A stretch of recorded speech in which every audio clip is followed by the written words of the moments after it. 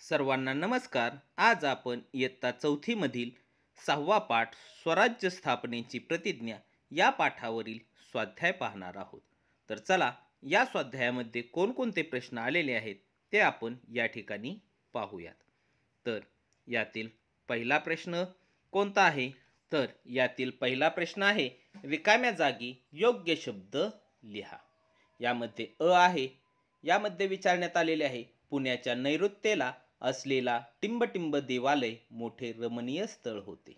तर याचे उत्तर होणार आहे, पुण्याच्या नैऋत्येला असलेले रायरेश्वराचे देवालय मोठे रमणीय स्थळ आहे. या ठिकाणी रायरेश्वराचे हा शब्द येणार आहे. पुढील दुसरी रिकामी जागा आहे, मावळान ठिकठिकाणी काही टिंबटिंब मंडळी आपली वतने सांभाळत बसली होती. तर मावळात ठिकठिकाणी काही देशमुख मंडळी आपली वतने सांभाळत बसली होती. या ठिकाणी देशमुख हा शब्द असणार आहे. तर यातील आहे, शहाजीराजांनी शिवरायांची स्वतंत्र टिंबटिंब तयार केली होती. तर शहाजीराजांनी शिवरायांची स्वतंत्र राजमुद्रा तयार केली होती. या रिकाम्या जागेच्या ठिकाणी राजमुद्रा हा शब्द येणार आहे. अशा पद्धतीने आपण प्रश्न 1 मधील सर्व रिकाम्या जागा भरलेल्या आहेत, त्या आपण स्क्रीनवर पाहूही शकता. तर चला यातील दुसरा प्रश्न घेऊयात.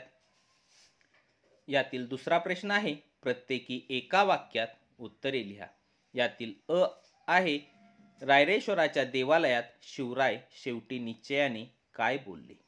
तर रायरेश्वराच्या देवालयात शिवराय हिंदवी स्वराज्याच्या रूपाने हे राज्य व्हावे असे श्रींच्या मनात आहे.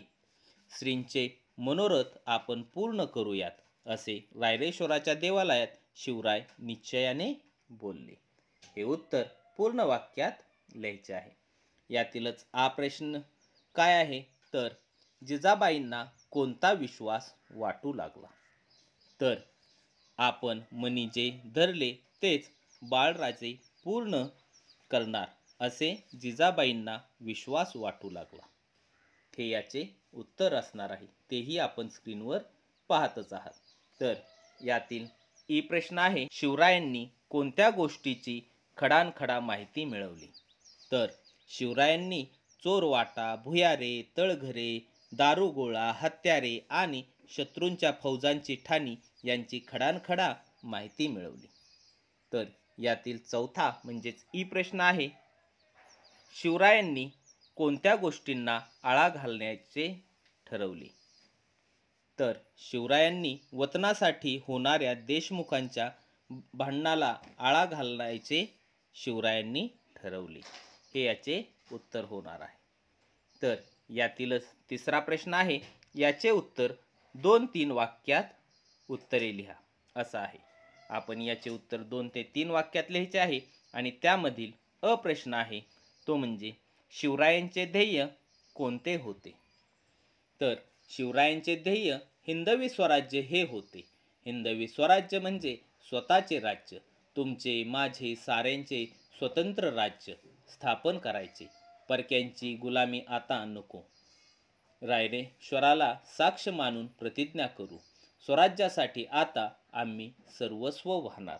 हे शिवरायांचे ध्येय होते.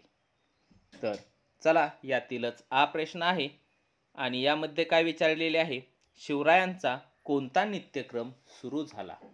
तर शिवरायांनी दररोज मावळ्यांना घेऊन तलवारीचे 2 हात करू लागले. घोडदौड करावी, डोंगरातील आडमार्ग शोधावे, खिंडी, घाट, चोरवाटा निखराव्या असा त्यांचा नित्यक्रम सुरू झाला. तर आपण आज पाठ 6वा स्वराज्य स्थापनेची प्रतिज्ञा या पाठावरील संपूर्ण स्वाध्याय पाहिलेला आहे. तुम्हाला जर माझा हा व्हिडिओ आवडला असेल तर नक्कीच लाईक करा, शेअर करा व अशाच पद्धतीच्या नवनवीन व्हिडिओंसाठी चॅनल सबस्क्राईब करायला विसरू नका. धन्यवाद.